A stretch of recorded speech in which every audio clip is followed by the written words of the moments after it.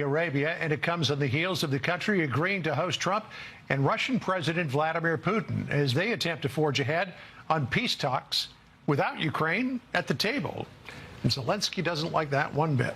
Hello, I'm John Roberts in Washington. It's going to be a big afternoon, Sandra. All right, here we go. Buckle up. I'm Sandra Smith in New York. This is America Reports. The tensions are boiling between President Trump and the Ukrainian President Zelensky. Both presidents taking jabs at each other as President Trump claims Zelensky is a dictator without elections and is more responsible for the ongoing war than he's taken credit for. Meantime, U.S. and Russian officials have agreed they will appoint, quote, high-level teams to begin working on a path forward to end the war. Will that still hold amid the rift between Trump and Zelensky? All right, National Security Advisor Mike Waltz was part of those talks. He is on deck. But first, let's get right to Jackie Heinrich. She's live in Miami Beach for us with the very latest. Hi, Jackie. Hey, Sandra. Yesterday, the president told me that he likes Zelensky personally, but personally doesn't matter to him. He cares about getting the job done. He accused Zelensky of letting this war go on for too long and not taking a deal. And he confirmed what we'd reported yesterday, that the U.S. supports Ukraine holding elections ahead of any peace deal. That is, of course, something that Russia has been pushing for, but the president said this is not a Russia thing. This comes from me. Zelensky fired back this morning. Listen. Unfortunately, President Trump, with great respect for him as a leader of the people, which we respect very much, the American people who constantly support us, unfortunately lives in this disinformation space. Zelensky took issue with Trump claiming that he has a 4% approval rating, countering that his approval is at 57%. President Trump responded on Truth Social with this, quote, he refuses to have elections, is very low in Ukrainian polls, and the only thing he was good at was playing Biden like a fiddle. A dictator without elections. Zelensky better move fast or he is not going to have a country left. I love Ukraine, but Zelensky has done a terrible job. His country is shattered and millions have unnecessarily died, and so it continues. Vice President Vance backing him up with this quote, the idea that Zelensky is going to change the president's mind by bad-mouthing him in public media. Everyone who knows the president will tell you that is an atrocious way to deal with this administration. This dispute between Trump and Zelensky has taken a serious turn since the press conference yesterday. The president was annoyed that Ukraine is sounding off because they were not invited to the initial reset talks with Russia in Saudi Arabia, saying that Ukraine never should have started it, should have made a deal. To that, former Vice President Mike Pence just posted on X, Mr. President, Ukraine did not start this war. Russia launched an unprovoked and brutal invasion of claiming hundreds of thousands of lives. The road to peace must be built on truth. So that statement from the president suggesting that Ukraine started this, of course, reverberated across Europe. A lot of reaction coming in. Meantime, President Trump is moving ahead. He says that plans are still underway. He's still planning on meeting with Putin before the end of this month. Sandra. All right, Jackie Heinrich with the very latest from Florida for us. Jackie, thank you. John. All right, Sandra, let's dig deeper on this with one of the principals involved in trying to bring a peace to the region. Let's bring in Mike Waltz, the National Security Advisor. Great to be with you again, Mike. Let me just put up again. Thanks, John. What Trump said on Truth Social in part. He said, quote, Zelensky admits that half the money we sent him is missing. He refuses to have elections, is very low in Ukrainian polls, and the only thing he was good at was playing Biden like a fiddle. A dictator without elections. Zelensky better move faster. He's not going to have a country left. Zelensky probably wants to keep the gravy train going. I love Ukraine, but Zelensky has done a terrible job. His country is shattered, and millions have unnecessarily died. Can you disabuse us of any notion we might have that the president has gone totally south on Zelensky? Well, John, I think just to unpack that a bit, just not everyone has gotten the message that the era of an endless grinding war with death and destruction on all sides, costing hundreds of billions and costing hundreds of thousands, if not millions of lives, that era is over. President Trump has been very clear he intends to bring this war to an end, that all sides need to be bought into that. and that I think the frustration is really stemmed just in the last week from this bizarre pushback and escalation of rhetoric over a presentation of what we see as an absolute opportunity, and that's to have the United States invest in Ukrainian infrastructure, to have them grow both their minerals, their natural resources, their oil and gas. And I have to tell you, a part of a much bigger pie is certainly better than where it stands today. And then, just as an important subtick to that is that, we look at the type of aid the Europeans are providing, and it's often in the form of loans. It's being repaid with the interest on seized Russian assets. We believe the American taxpayer deserves to recoup much of their investment. All of that's an opportunity for Ukraine. They need to see that for what it is. And instead, we had this kind of escalating rhetoric and pushback, and the president's not going to tolerate it. Okay, well, this is the president. Mike, welcome to you. Glad to have you back on here. This is President Trump in his own words on Zelensky, Palm Beach yesterday. Listen. You've been there for 3 years. You should have ended it 3 years. You should have never started it. I like him personally. He's fine. But I don't care about personally. I care about getting the job done. You have leadership now that's allowed a war to go on that should have never even happened. Okay, so how should people be interpreting this message? Those were his words yesterday. He has since put out that message over X or Twitter, as John just detailed, calling him a dictator. So how should we characterize this relationship? Well, it's one that's frustrated right now and clearly is going in the wrong direction. But what President Trump is focused on is ending the fighting, going to a ceasefire, and having a broader agreement. That started with his call with President Putin last week. He immediately had a call with President Zelensky. They have a term for this in diplomacy called shuttle diplomacy.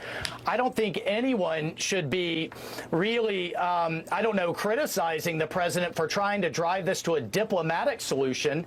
And what he said yesterday and today is, why hasn't President Zelensky tried to end this war for the betterment of his country?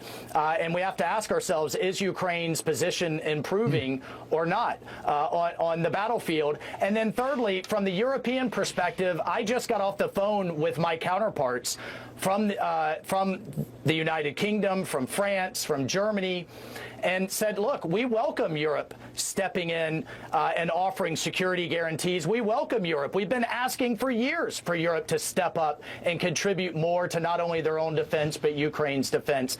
All of that is now happening, and that's because President Trump is driving this very quickly. Some people may not like the order that it's happening, but you have to talk to both sides to get both sides to the table, and that's what we're doing. That's what we did last week and just a few days ago in Saudi Arabia.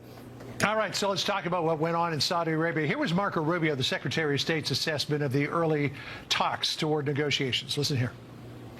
We haven't really had much engagement with the Russians for almost 3 years, and it sets the table for future conversations. How that turns out will be up to the parties and their willingness not just to make commitments, but to live by them. That'll be tested in the weeks to come. So it seems that the upshot of Saudi Arabia is that you've appointed some teams to look toward negotiations. That's one thing. But getting to an actual ceasefire and then a peace deal is quite another. In your estimation, judging by the posture of the Russians, and we saw Sergei Lavrov there, who's quite well known to everybody, what are the chances that you could actually get a peace deal? John, I think the chances are good. This was a first positive meeting. Again, it's common sense. You can't get all sides of the table if you don't talk to both sides initially. And that's absolutely what we're doing. We also have General Kellogg out in Kyiv right now as we speak. We had 7 cabinet officers in Europe, in Munich, talking to our European allies. And we have President Macron and Prime Minister Starmer of the United Kingdom coming to to Washington next week. So we're engaging on all sides, and then the next step is we're going to put technical teams forward to start talking more details. But again, just a few months ago, everyone was talking about this war as though it would never end. In just a very short amount of time, President Trump has us, everyone, the Ukrainians, the Russians, the Europeans, talking about now and debating, that's fine, how it's going to end. Only President Trump could drive that shift in conversation, and we have to acknowledge that that's happened. You're going to have voices from the outside saying it should happen this way or that way, but he is the one driving this forward, and it was an honor to be with Secretary Rubio and Steve Witkoff as we had that very first important discussion with the Russians. Yeah, voices from the outside, voices from the inside Congress. As you can imagine, reaction is pouring in, Mike, to what we just heard from President Trump on Zelensky. This is Senator Blumenthal weighing in on what he says is a betrayal of Ukraine just moments ago. What world is he living in? It is not only contrary to the facts and the truth, but utterly despicable. A disgusting betrayal of a country that has bled and fought and died for freedom. Our president has so disregarded the truth and the sacrifice of brave men and women who are upholding their freedom and ours. Their fight is our fight, and the president's surrender is pathetic and weak. That, and earlier today, Chuck Schumer said that the president is siding with a thug like Putin. How do you respond to those criticisms? Well, the president also said that he absolutely appreciates and stands with the Ukrainian people. President Trump was, I would remind those senators, the first to arm Ukraine when President Obama wouldn't years ago, and that this war would have never happened with President Trump's leadership. Why? Because he would have had deterrence in place. But, you know, no one has a better plan. This is a lot of kind of, chirping and criticism from the outside. But what do we have just in a week's time? We had both sides saying only you, President Trump, can drive an end to this war. A lot of the same voices demanding a ceasefire in Gaza and in the Middle East are now criticizing how we get to a ceasefire now in Europe. And I got to tell you, all those voices will quiet down when we get to that ceasefire and when we get to a broader deal. Well, we would certainly like to see, I think, the world an end to this war. I guess it's just the circumstances under which it ends. Michael, good to talk to you. Thanks for joining us. Appreciate it. Thanks, John. What we're doing here is one of the biggest functions of the DOGE team is just making sure that the presidential executive orders are actually carried out. If the bureaucracy is fighting the will of the people and preventing the president from implementing what the people want, then what we live in is a bureaucracy and not a democracy. Elon Musk touting the work done by DOGE, which picked up a big legal victory when a judge denied 14 Democrat-led states' request to block the department's access to government information. All right, so let's bring in Texas GOP Congressman Pete Sessions, co-chair of the House DOGE caucus. Please do give us an update, sir, as we have seen so much happening in a short period of time. What do we need to know? The update is that clearly there is a battle that is taking place not only in Washington, D.C., but in the court system. And the inference that we would not do the very best we can, not just with the president, but on behalf of the American people who elected President Trump, to make sure that we got to the bottom of this. So DOGE is that effort whereby we will look at government efficiency, and that is what Elon Musk is doing. And part of that efficiency is the overburdening of the American taxpayer on money.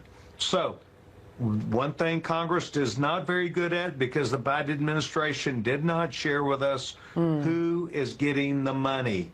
And we are going to follow the money, and we're going to know where it goes. Is there context to that, Sandra, that we need to be able to explain? And that is absolutely. So the bottom line is House Republicans will continue to work not just with the administration, but on a bipartisan basis with people who want to make sure that we let the public see the transparency. And what we have seen so far, this is according to Doge.gov, total savings so far with Doge Progress, $55 billion and counting, canceled contracts, over 1,100, current government headcount, 2.3 million workers, current total wages, $211 billion. I'll ask you if this is where you want to see the progress today, or maybe this is a little bit behind or a little bit ahead, while we play out sound from Elon Musk in that Hannity interview last night, sharing with us his goals for Doge. Listen. The overall goal is to try to get $1 trillion out of the deficit. And if the deficit is not brought under control, America will go bankrupt. This is a very important thing for people to understand.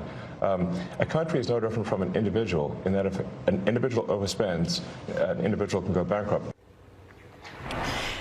So is this where we want to be, and are we making progress towards those goals? Sandra, let's just be quite blunt about this. Doge is about government efficiency. But in order to have government efficiency, we needed the opportunity to right size and know what the government size would be, which is why I have from the very beginning, and President Trump insisted, government workers need to come back to work. When they fought him, the unions fought him on that, he was pretty magnanimous and gave every employee of the government opportunity. You may opt out now. You do not have to come back to work. You'll stay on the payroll till the end of September. He was fought on that matter. So it caused him to want to double down and say, fine, we'll make our own decisions. The size of the government is entirely within Article 2. That is the President of the United States. But we have seen where the post office and many other official government agencies added employees that did not want to come to work. They want to be on the payroll, they want to draw a paycheck, but they were not managed properly.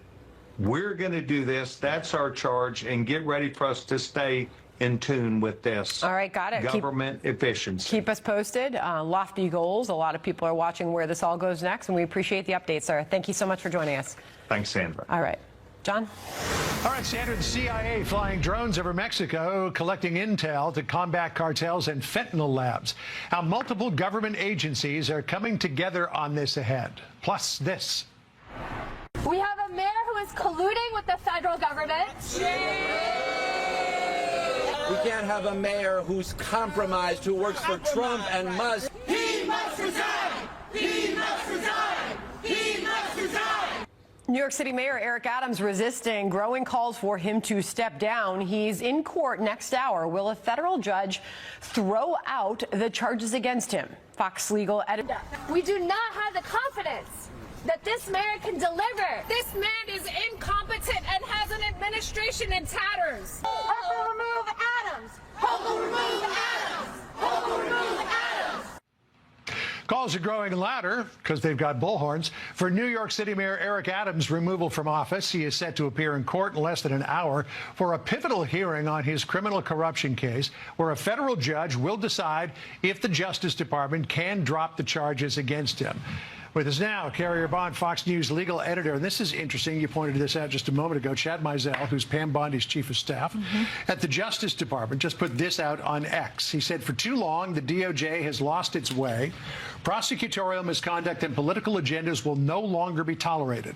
The case against Mayor Adams was just one in a long history of past DOJ actions that represent grave errors of judgment. This DOJ is going back to basics. It's pretty rare that you hear something like that. Yeah, from a chief of staff of an attorney general, that's unusual. But Chad goes on to make an interesting case about why he thinks the corruption case brought against Mayor Adams is weak. And one of the points he makes is that Main Justice headquarters believes that SDNY was rolling the dice here, and that any time, and this is what Chad is arguing in that thread underneath that statement, that any time DOJ has pursued expansive theories of public corruption, they've either been rebuked at the Supreme Court or have been met with skepticism. skepticism. So pragmatically, he says, looking at this, why are we going to devote thousands of hours to bring a case like this when we have more pressing issues on our agenda? And look, this is a great example of lawyers disagreeing, and reasonable minds can disagree over these kinds of matters. But what's been lost in this whole debate, John, is that Emil Bove, the person who's currently running this out of DOJ, and he's the acting deputy attorney general, he's an insider. He knows that office inside and out. So it's not like some random person who's making this call. It's somebody who knows the deal and what's going on there. And he's telling his former colleagues, hey, I think the case is weak. I think it's politically motivated. And by the way, we're the executive branch. So the president's agenda controls. And at the end of the day, it is our decision. He's not the only one who thinks it's politically motivated. We had one of the Democratic members of the city council, Robert Holden, on yesterday. Here's what he told us. Listen to this. What's the alleged conduct? He met with Tom Homan. He wants to cooperate with the President of the United States, Donald Trump. That's what the Democrats don't like. And I'm a Democrat, but I see it plain as day here. When Tom Homan appeared with Eric Adams, Mayor Adams, on Fox and Friends, it hit the fan. Of course, you know, other Democrats who are trying to throw him overboard are saying, was there a quid pro quo here that he exchanged dropping the charges for cooperation on immigration? Mayor Adams has denied that any of that happened, saying that if it did happen, it would indeed be a crime. But he says that's not what happened. Yeah, and his lawyer said the same thing. They put out a letter where he said, I was at the meeting. There was no promise of exchange, in exchange for anything. There has been discussion, I think, about Mayor Adams helping with immigration enforcement, but that's basically him complying with the law that's already on the books. And this goes back to the chief of staff's point, where the amount of manpower and hours it would take to bring a case that he says is dubious and weak is not worth it. And you know, John, this case, like so many of the cases we're seeing being brought right now against the Trump administration, obviously this isn't being brought against it, they're dismissing the charges. It really boils down to separation of powers. People are upset that the executive branch gets to decide what happens at the end of the day. Elections have consequences. It's a great example of this, and prosecutorial discretion is really on display here, because that's really all it is at the end of the day. People may like it, but it's true. Real quick, what are the chances the judge will say to the DOJ, no, you can't drop the charge? Well, I think what the judge may do is look into why DOJ dismissed the charges without prejudice, meaning that it could be brought against at a future date. He may look into that because he may think that's not fair to Eric Adams, because could that be held over his head? It's not about protecting the public necessarily. It's about protecting Adams. So this could be a win for Adams. Well, I think but here's where it gets interesting. Maybe DOJ turns around and says, actually, no, we actually want to dismiss with prejudice, meaning it can't be brought again. And then we see what Judge Ho says. All right. So we'll see. Thanks. We'll be watching. All right. We'll get some news from you soon. Thanks, Carrie. Now this. From Washington, D.C. is make sure they're teaching English, reading, writing, math, and science. arithmetic. Science? Okay, a little science. Science might help. You Sure. know. Computers. President Trump making it clear that removing DEI from American education is what's on his agenda. So who is telling school districts to ignore those guidelines? Molly Hemingway reacts. States preparing for below freezing temperatures as a winter storm warning goes in effect from the mid-plains to the mid-Atlantic. A wave of snow and freezing rain and blustery winds are tracking to hit today and tomorrow as officials warn of hazardous conditions, travel delays, and the potential for power outages. We were supposed to get about 6 inches of snow here in Washington, D.C. The kids were looking forward to another snow day, but it just went south of us and then is going to develop offshore. So they're at school. That can always happen, but they can still pray for more, and it is still February, so there could still be a lot more snow on the way. True. No Snowmageddon today. All right, and by the way, we'll take a weather walk into the studio next door to get an update on that whole situation. All right. Meanwhile, the Trump administration is giving America's schools an ultimatum. Eliminate diversity initiatives within 2 weeks or risk losing federal money. But the School Superintendents Association is urging school district leaders across the country to ignore the deadline. Let's bring in Molly Hemingway, Fox News contributor and the Federalist editor-in-chief. She joins us now. Molly, great to see you. Can you imagine that? I mean, who would have guessed? Well, we can't imagine it because all the time it seems like when a Republican president comes into office, the bureaucracy and non-governmental organizations kind of fight everything they're doing. When a Democrat comes into office, if they send a Dear Colleague letter to school districts, immediately everyone complies with it. I think what makes this administration different is that Trump, having gone through this before, is now saying he's not going to tolerate it. So the school boards might have been told by their nonprofit group not to adhere to this guidance, but I do not think Trump and his administration will handle that very well. Yeah. And I don't think the courts are going to uphold. But that's the leg they're standing on, right? They're saying the courts are going to step in. This is the School Superintendent Association statement reacting to Trump's DEI EO, saying, quote, the legal arguments underpinning this guidance are likely to be successfully challenged in court. It's also important for districts to remember that there is a long, drawn-out process for rescinding funding for failure to comply with civil rights laws. Caroline Leavitt, the president's press secretary, joined us on this program yesterday. Okay, sorry, this was in a White House press briefing. She was asked about the president's call to abolish the Department of Education. Here was how she responded then. Listen. Look, our education, the nation's report card, I brought it up in my remarks last week, it shows that fourth graders are not reading at the level they should. I believe it was 40% of them are proficient in reading. As the mother of a child, I want an education system that helps my child read and write, teaches him math, nothing else in the classroom. And the president is wholeheartedly committed to we can make academia great again in this country. I mean, obviously, it raises a really important point. Here we are with the schools pushing back on the calls to end DEI. Where are the calls by these superintendents to say our report cards are horrible? We have to improve reading and math in our schools, basic stuff. Right. Well, the Department of Education, we've been hearing people complain about how poorly it has run things for decades. And since its existence, we have not seen really impressive results for students. Clearly something is going wrong. And I think the targeting of the Trump administration at these DEI programs is part of that. I mean, I don't think people really realize how bad it is for a child's education to be told at a very young age that she is either an oppressor or an oppressed victim. This is not conducive to healthy learning, and particularly with how much our schools have moved away from just the basics of education that help people thrive. I mean, it's just, you can put this all into the pile of he is just moving fast through all of this stuff, and we're seeing these changes fast. I mentioned the nation's report card. This was the latest one. I mean, the scores keep on dropping. We think that they've hit rock bottom, and they keep dropping even further.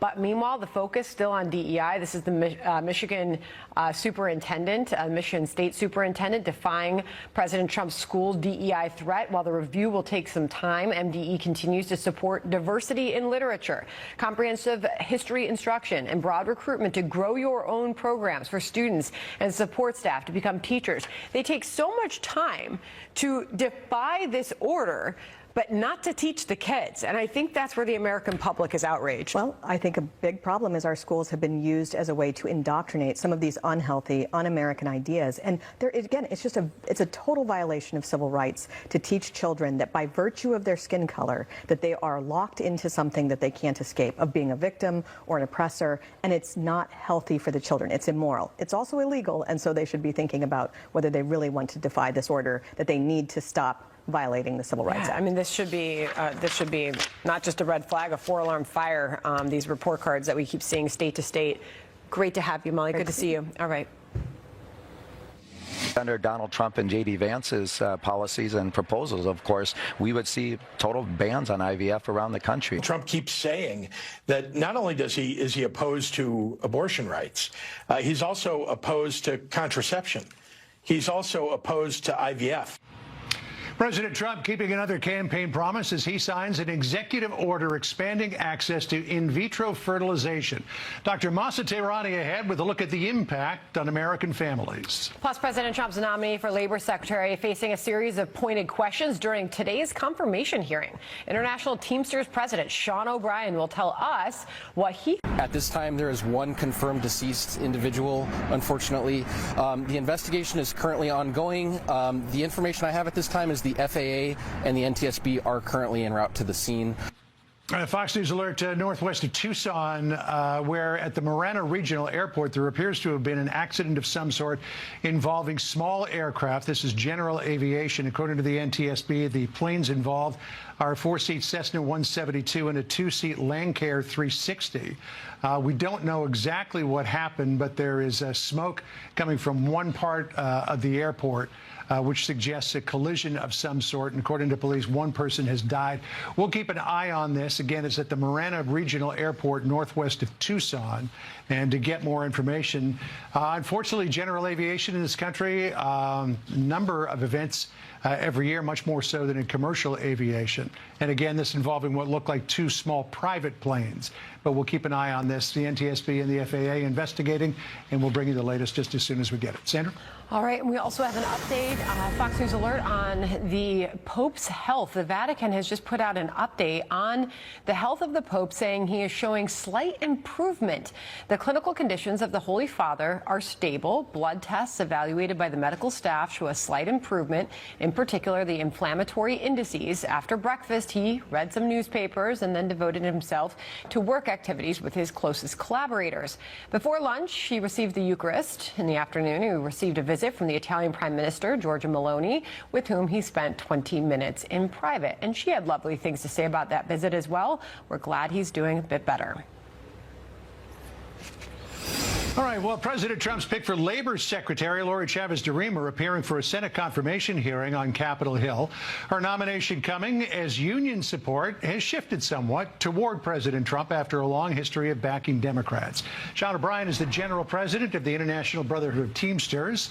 Our next-door neighbor. It's nice to have you in the studio. Thank you, sir. I appreciate being here. So I don't think I had on my bingo card in this election that the Teamsters would not endorse the Democratic nominee for president and then back the Labor Secretary for a Republican president. How did you come to that? Well, we came to it, obviously. We didn't pick any candidate in the presidential election because our members spoke, and they spoke loud. We were divided. 65% of our members were not for the Harris-Walz ticket. And when we obviously started this process after the election, we needed a Secretary of Labor that was pro-labor. We didn't care if it was a Democrat, Republican, Independent. We want someone that's going to work hard on behalf of the American workers, and Lori Chavez DeReam is the best choice, and hopefully will be confirmed. It shouldn't be a controversial confirm either. Well, we'll see, because maybe there's a little bit of Republican resistance to her nomination. She was a congresswoman from Oregon. She's got a pedigree that unions, I think, would probably appreciate. She's the daughter of a Teamsters member. She co-sponsored the Protecting the Right to Organize Act, supported UPS workers' right to strike, supported raising working standards, and fought to keep jobs from going overseas. But the one thing that at least Senator Rand Paul was hung up on was the clause in the Protecting the Right to Organize Act that would potentially see right to work in states be overturned. So he questioned her on that. Listen to this. I fully, fairly, and support states who want to protect their right to work. I have said that to every senator that I have visited. So you with. no longer support the aspect of the PRO Act that would have overturned state right to work laws? Yeah, there were so many parts. That's a yes? Yes. So what do you think about that? Well, I think it's a couple things. That's been Senator Paul's agenda. Every chance he gets, he wants to introduce national right to work, which we do not support at all. We don't support right to work at all. We understand it's in the majority of the states out there. But that PRO Act, as it was never voted on. She supported it. She co-signed it. Never voted on. But there is an opportunity to work bipartisan. I'm working with